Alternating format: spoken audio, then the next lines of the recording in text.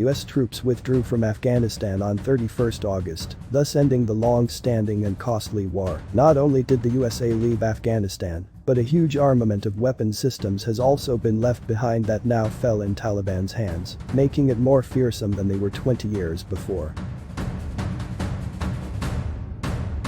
After the premature evacuation, with loss of US soldiers and service personnel in the recent suicide strike, the Biden administration has been under enormous criticism. Former President Donald Trump has slammed Biden government and demanded for US equipment seized by the Taliban to be liable for $85 billion. Joe Biden continued to uphold his choice despite all the chaos caused by hasty pullout from Afghanistan.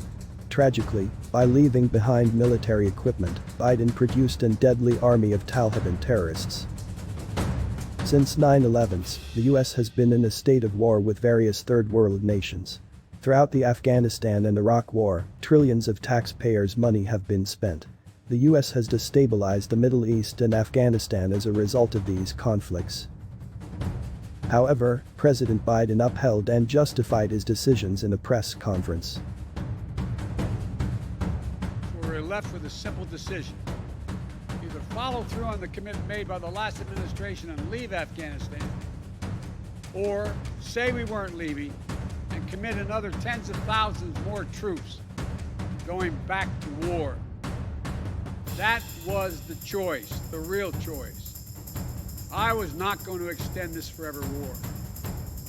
And I was not extending a forever exit. But I also know the threat from terrorism continues in its pernicious and evil nature. But it's changed, expanded to other countries. Our strategy has to change too. We will maintain the fight against terrorism in Afghanistan and other countries.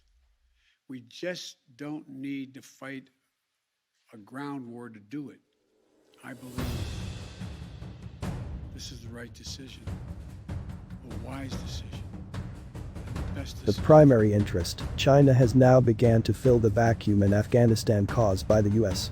The main factor is the untapped minerals that make up trillions of the market in Afghanistan's ground.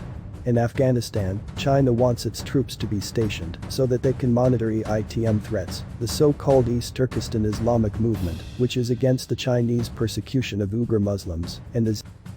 However, stationing troops in Afghanistan might backfire for China, as radical jihadists will not permit it. Without doubt, in 20 years, the US has lost a war in Afghanistan and the goal of overthrowing Taliban. The childish and utter failure of Biden administration will leave a big impact on its ally too. We have to wait and see how the situation unfolds in future. Subscribe to our channel for further developments in foreign affairs and similar stories. Signing out and see you in next video, folks.